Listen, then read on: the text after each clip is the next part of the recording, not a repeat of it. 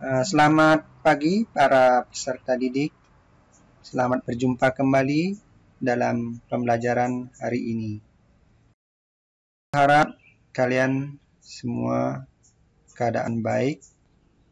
Tentunya kabar dan keadaan sehat itu yang Bapak harapkan. Bagaimana kabarnya? Tentu sehat dan bisa melaksanakan pembelajaran hari ini, bukan?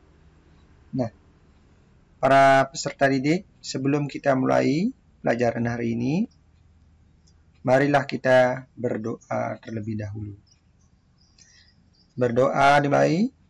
Om Saraswati Namastubhyam Warade Kamarupini Widya Rambam Karisyami Sidir Bawantu Me Sada. Baik, para peserta didik sekalian, tentunya harapan daripada kurikulum ke-13 ini meyakini tentang Weda sebagai kitab suci agama Hindu adalah kalian harus bisa juga mengucapkan doa-doa. Ya, yang pertama adalah doa belajar, Saraswati puja, dan juga guru Gita. Ya. Kalau guru Gita mungkin apakah pernah kalian sudah mendengar atau gimana? Nah, salah satunya Bapak akan lantunkan sebentar guru puja ya. Om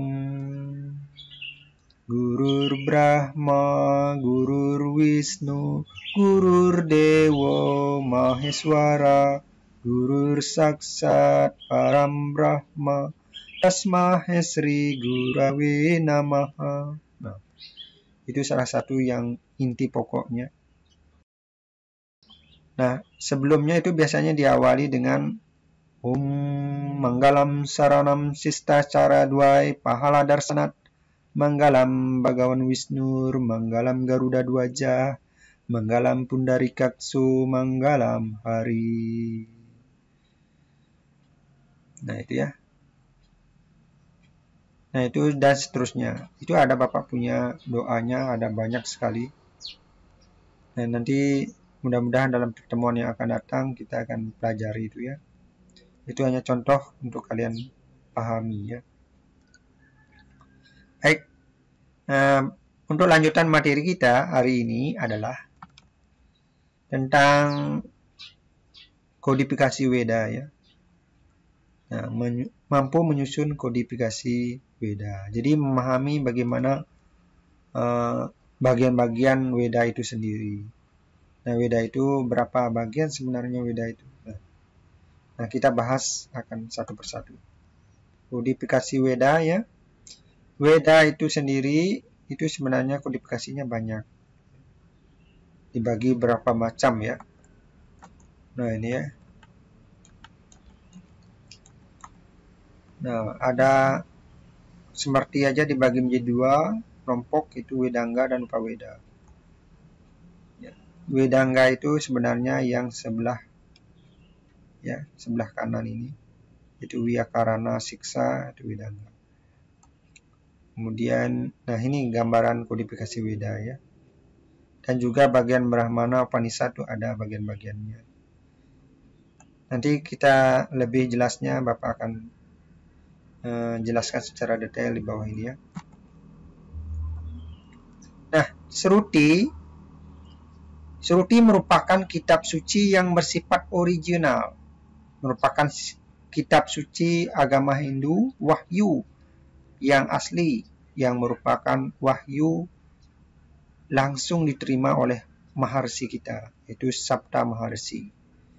Nah, dilihat dari arti katanya, Sruti itu merupakan kitab yang diterima oleh para Maharsi melalui pendengaran atau sabda suci Tuhan yang didengar oleh para Maharsi kita. Nah, bagaimana dia bisa mendengar? Beliau itu mendengar sabda suci Tuhan adalah melalui meditasi transenden ya.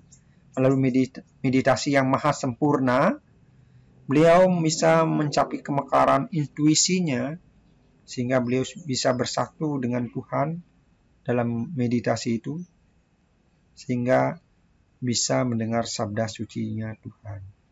Nah, jadi kata Sruti artinya pendengaran. Jadi kitab suci Weda Sruti inilah kitab asli yang bersifat original, yang merupakan wahyu yang asli dan diterima melalui pendengaran para maharsi yang disampaikan oleh sabda sucinya Ida Sang Hyang Widiwasa.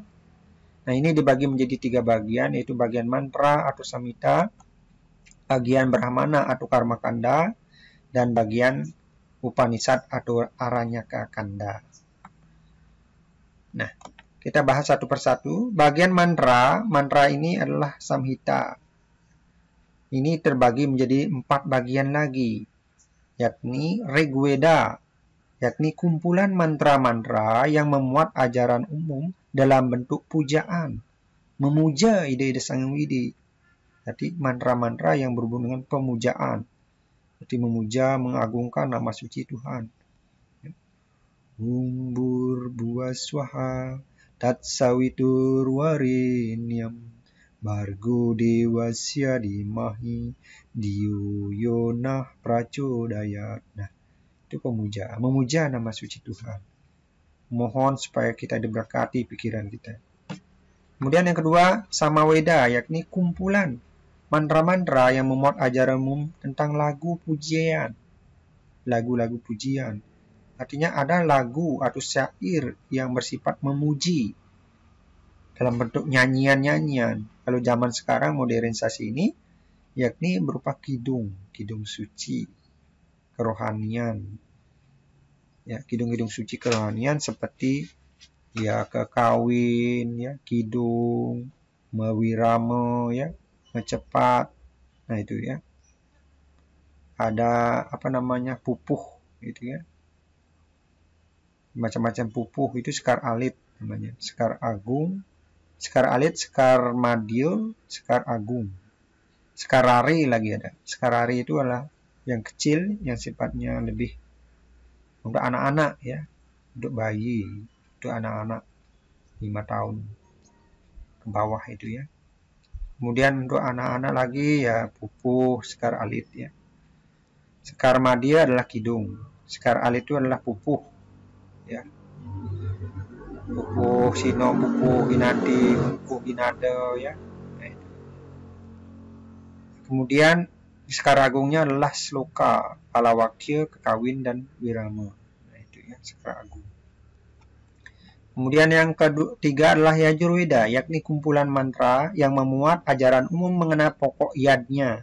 Jadi yang berkaitan dengan yadnya, ada doa-doa yang dilantunkan oleh para brahmana untuk upacara korban atau yadnya, itulah disebut dengan Yajurveda. Jadi mantra-mantra yang berhubung dengan yadnya. Gitu ya. Kemudian yang keempat, Atharvaveda, yakni kumpulan mantra yang memuat ajaran umum yang bersifat magic. Magic ini arti kekuatan gaib, kekuatan.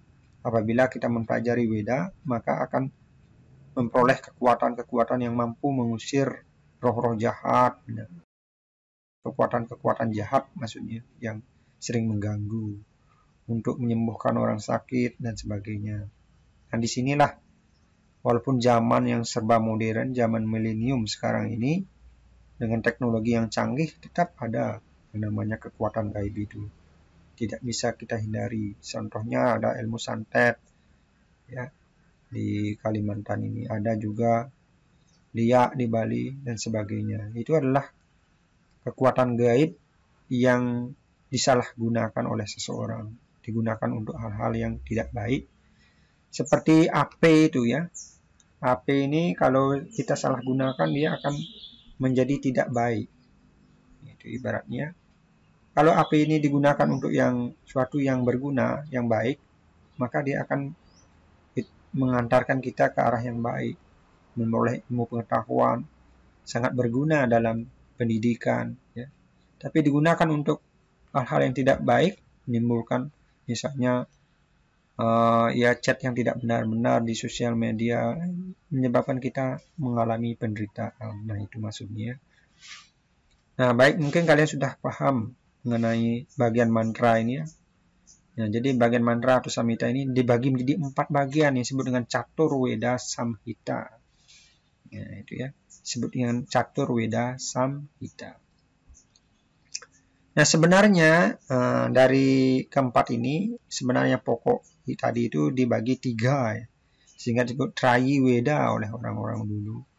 Itu Rigveda, Samaveda, dan Yajurveda. Kalau Atharva Veda ini muncul belakangan, ya, baru ditulis belakangan, karena sifatnya Ayurveda. Tidak boleh sembarangan, karena sifatnya magic, kekuatan gaib ini ya. Atharva Veda ini belakangan ditulis karena bersifat gaib. Jadi sebenarnya sudah ada duluan ya, sebenarnya. Atharva Veda ini pertama kali sudah ada ini mantra-mantra ini. Yang bersifat kekuatan gaib ini pertama kali ada, cuma tidak dibukukan. Cuma yang bersifat Rigveda, Samaveda, dan Yajurveda itu aja yang pertama dibukukan. Lanjutnya, kemudian bagian Brahmana. Bagian Brahmana ini adalah himpunan buku-buku yang memuat doa untuk Brahmana, gitu ya.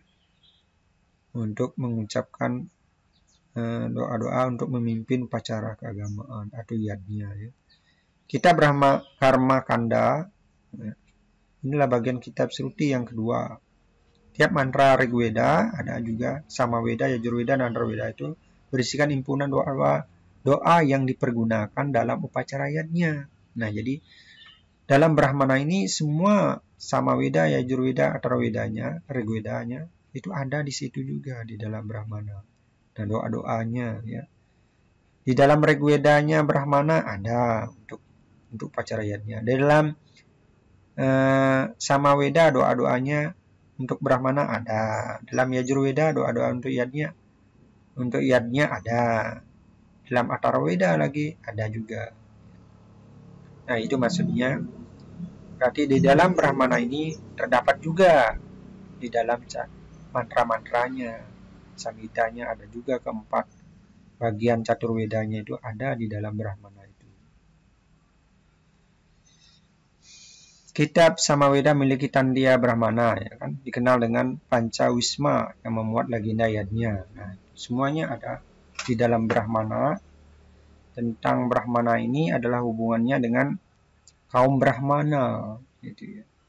Kalau dalam kita membahas tentang sejarah agama, itu kaum Brahmana itu pada zaman dulu itu memiliki kedudukan yang dominan ketika masyarakat zaman Brahmana, zaman melakukan yadnya itu, sedikit-sedikit yadnya itu akan dibahas di situ, ya, lebih mendalam. Panisat ini sejenis kegiatan diskusi keagamaan yang bersifat filsafat ketuhanan. Artinya bahwa teori-teori ketuhanan itu dibahas di dalam Upanishad. Upanishad ini adalah tentang bagaimana menjelaskan, mendiskusikan ajaran-ajaran agama kepada siswa.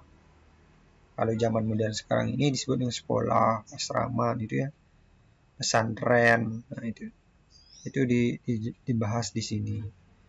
Upanishad, upa, ni, dan sat. Nah, upa dekat, ni di bawah, sat duduk. Nah, dekat, duduk dekat di bawah, mengelilingi guru.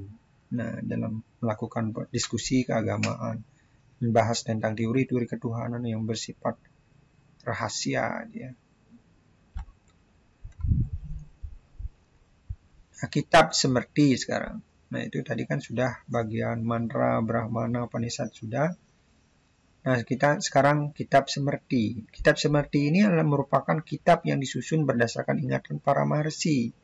Kitab suci yang tergolong Weda Smriti disebut juga Dharma Sastra. Secara garis besar, Weda Smriti dapat dikelompokkan menjadi 2 kelompok, yaitu Wedanga dan Upaweda. Nah, jadi kitab Smriti ini ya merupakan kitab yang memperjelas kedudukan Weda Sruti, Weda aslinya. Dialah Weda Smriti inilah yang memperjelas. Ya, memperjelas. Ini merupakan tafsirannya, memperjelas kalau ada kesulitan-kesulitan pemahaman kita tentang Weda Sruti yang asli itu, karena Weda asli itu kan tulisannya pun tua, kuno. Sanskertanya juga wayah istilahnya ya, bukan campuran. Weda Sanskertanya ada khusus untuk Weda Sruti ya, Sanskerta untuk Sruti, Weda Sruti aksepokologi gitu ya, macam-macam istilahnya ada 3 gitu. Sanskerta campuran istilahnya itu mudah dipelajari. Kalau Sanskerta yang sifatnya asli itu seperti Weda Sruti itu. Nanti Bapak tunjukkan Weda Srutinya ada. Besar Bapak punya Weda Sruti itu. Bagian mantra, Rigveda sama Weda itu ada semua. Nah, jadi ini adalah kitab seperti ini memuat tentang ingatan para mahasi untuk memperjelas kedudukan Weda Sruti ya, supaya sulit bagi orang-orang awam yang baru mempelajari Weda mudah mempelajarinya, karena Weda seperti ini memperjelas. Weda seperti inilah merupakan Weda yang bersifat contoh ya, sampel dalam kehidupan bermasyarakat. Bagaimana sebenarnya mempelajari Weda itu? Seperti itulah prakteknya dalam kehidupan masyarakat itu ada. Sehingga muncul yang namanya Ramayana Mahabharata, itu merupakan wujud praktek pendalaman ajaran agama Hindu yang dimuat dalam Weda Sruti, kemudian disusun dalam bentuk cerita itu. Nah, Wedangga ini meliputi siksa, artinya petunjuk tentang cara yang tepat dalam mengucapkan intonasi mantra. Intonasi itu adalah istilahnya tinggi rendahnya nada. Intonasi, tepat pengucapan ya. Kan ada artikulasi dan intonasi. Artikulasi itu kan pengucapan ABC-nya ya. A, I, ucapan vokalnya itu namanya artikulasi. Kalau intonasi itu tinggi rendahnya jeda, tinggi rendah nadanya ya, pengucapannya bagaimana yang tepat. Kemudian lanjutnya nomor 2, Wiyakarana, isinya tentang tata bahasa. Untuk membantu pengertian menghayati Weda perlu tata bahasanya, penerjemahan tata bahasa yang tepat gitu ya, dalam bahasa Sanskerta. Kemudian ada canda, isinya lagu-lagu pujaan. Canda ini adalah tentang lagu, bagaimana melakukan mantra-mantra itu. Kemudian yang keempat, Nirukta, isinya berbagai tafsiran otentik tentang kata-kata yang terdapat dalam Weda. Kalau ada kata-kata yang sulit, itu ditafsirkan artinya seperti ini. Ya, diterjemahkan kata-kata yang agak sulit, yang sulit dipahami. Ya. Kemudian yang kelima, Jyotisa, isinya pokok-pokok ajaran astronomi yang diperlukan dalam melakukan yatnya. Astronomi, ya. Astronomi perbintangan, ilmu-ilmu yang berkait dengan alam ini. Misalnya ada yang bagaimana hari yang bagus untuk menanam punia, misalnya ketika matahari bercondong ke utara, bercondong ke selatan, ada di tengah-tengah. Nah, itu juga Purnama Tilam. Nah, bagus untuk tanam punia. Begitu juga hari-hari yang bagus ketika orang meninggal misalnya. Kalau arah kiblat matahari itu agak ke condong utara misalnya. Nah, Dewa Wisnu, kalau selatan Dewa Brahma, kan itu. Pokoknya berkait dengan astronomi, alam semesta, dan wiyadnya. Ya. Wiyadnya. Kemudian ada kalpa. Kalpa ini adalah isinya tentang tata cara melakukan yadnya. Caranya.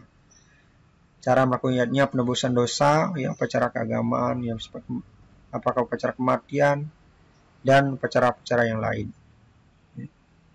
Jadi, orang yang berumah tangga ini wajib sekali melakukan yadnya. Karena kalau kalian sebagai seorang brahmacari pada masa menuntut ilmu belum diwajibkan untuk beryadnya. Ya, hanya melakukan trisandya, melaksanakan bakti kepada guru, pada orang tua, ya, pemerintah. Nah, itu aja. Sedangkan yadnya itu, misalnya manusia yadnya, pitra yadnya belum bisa. karena kalian itu masih brahmacari, masa menuntut ilmu. Kalau grahasta pada masa berumah tangga itu kan punya anak wajib sudah melakukan upacaranya dari bayi lahir ya, berapa hari ya, pus-pusan sampai otonan, pawiwahan, perkawinan ya, mesangih, potong gigi ya, tatah. Nah, itu upacara-upacaranya wajib gitu yang dilakukan oleh seorang grahasta atau berumah tangga. Ya, kalian juga seorang calon-calon yang nantinya akan menjadi berumah tangga. Nah, jadi hendaknya kalian itu mempersiapkan diri dengan cara apa? Bekerja, menuntut ilmu dulu. Sudah ilmu itu kalian peroleh, bagaimana yang baik dan benar, bagaimana cara bekerja. Nah, setelah memiliki penghasilan untuk bekerja, barulah kita berumah tangga supaya ada bekal untuk dalam menjalankan hidup berumah tangga. Nah, jadi contoh laki-laki itu harus wajib punya pekerjaan sebelum mau berumah tangga. Kemudian disebut dengan upaweda. Upaweda ini adalah tentang cabang weda yang meliputi itihasa. Itihasa ini adalah sebuah epos sejarah pada zaman dulu. Epos sejarah kerajaan Hindu pada masa yang silam lampau ya. Contohnya sejarahnya meliputi Ramayana dan Mahabharata. Nah, Ramayana itu terdiri dari 7 kanda dan Mahabharata terdiri dari 18 parwa. Itu di bagian-bagiannya itu banyak ya. Ramayana ini adalah kisah tentang perjalanan Sri Rama dalam membasmi kejahatan yang dilakukan oleh Rahwana, karena dia seorang raja raksasa yang kejam dan ingin menguasai dunia. Beliau memperlakukan istri dan orang lain semena-mena lah modalnya dia. Ingin menguasai dunia dan menghancurkan kehidupan di dunia dan para dewa. Sehingga Sri Rama turun untuk mengalahkan Sri Rahwana. Kemudian Mahabharata ini kisah Pandawa dan Kurawa. Juga adanya Sri Krishna untuk menegakkan kebenaran membunuh Raja Kamsa yang jalim. Ya.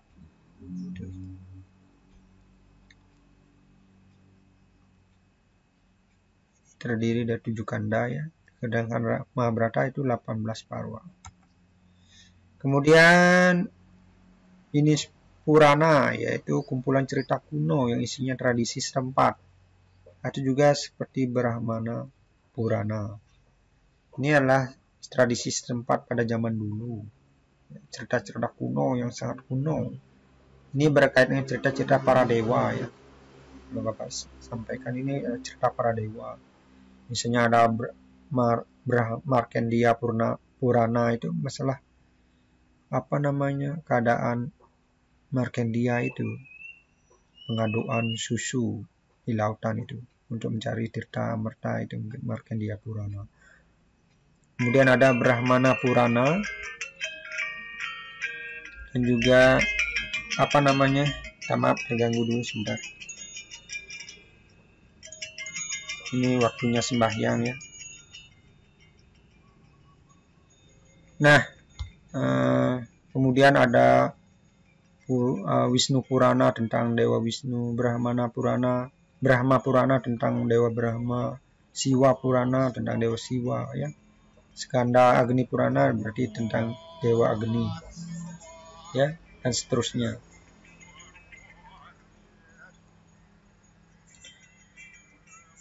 Nah, untuk selanjutnya yaitu Arthasastra, merupakan ilmu pemerintahan negara yang isinya pokok-pokok pemikiran politik, antara lain kitab Wisana, kitab Niti Sastra, kitab Sukra, ya, Niti, kemudian Arthasastra. Ini berkaitan dengan pemerintahan, bagaimana cara memimpin negara yang adil dan makmur.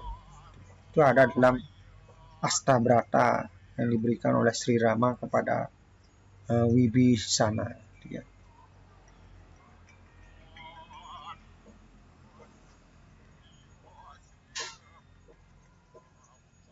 Nah, selanjutnya yaitu Ayurveda. isinya yang menyangkut bidang ilmu kedokteran. Nah, semua kitab ini menyangkut bidang kesehatan jasmani dan rohani. Nah, artinya bahwa Ayurveda ini membahas tentang ilmu kesehatan yang menyebabkan kita menjadi panjang umur. Ya. Kalau kita memahami ilmu-ilmu ini, berkaitannya banyak sekali.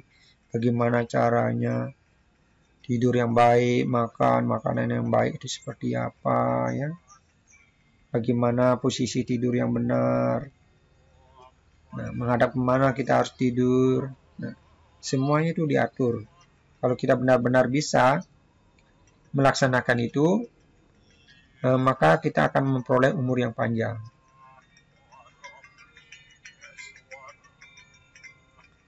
Nah, itu ya Ayurveda. Kemudian 5 Gandhara Weda, yaitu cabang ilmu yang mempelajari tentang seni budaya. Bagaimana kesenian itu ya.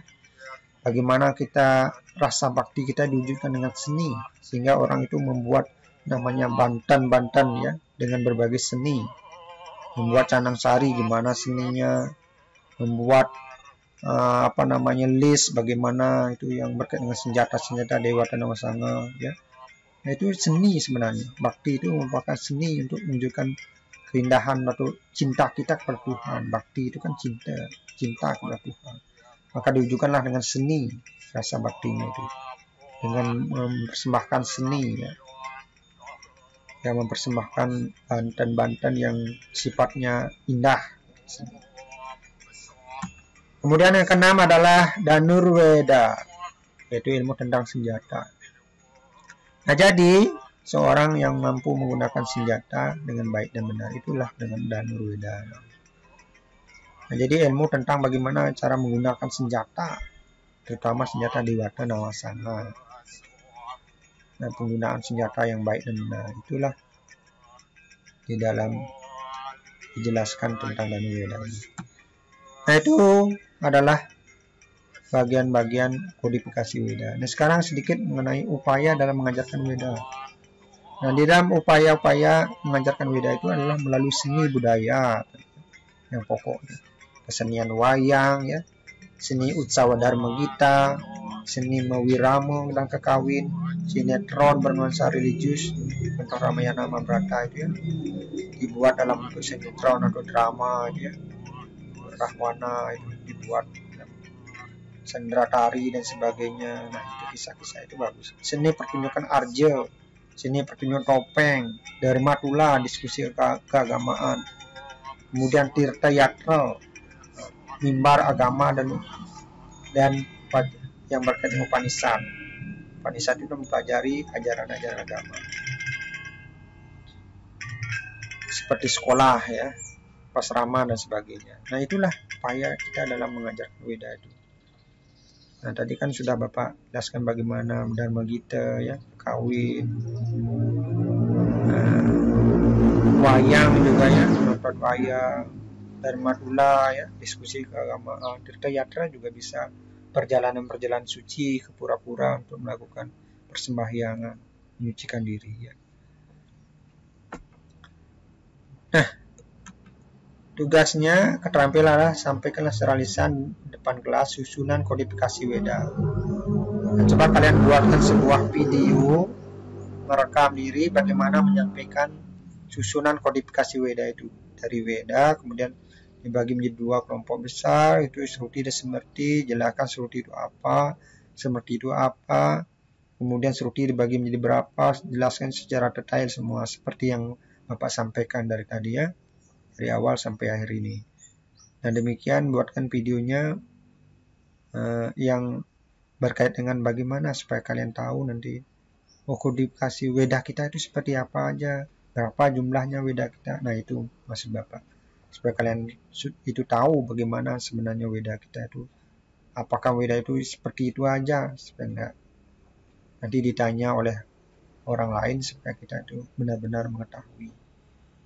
Nah, demikian untuk pelajaran kita hari ini ya. Mudah-mudahan ada manfaat dan anugerah dari Sang Widi kita belajar ini. Kalau ada pertanyaan silahkan ditanyakan melalui Classroom atau aplikasi yang lain. Ya. Marilah kita tutup materi pelajaran hari ini dengan berdoa limlaya. Om Prano Dewi Saraswati Wajibir Wajiniwati Dinam Awi Triawantu Parama Santi. Om Santi Santi Santi Om.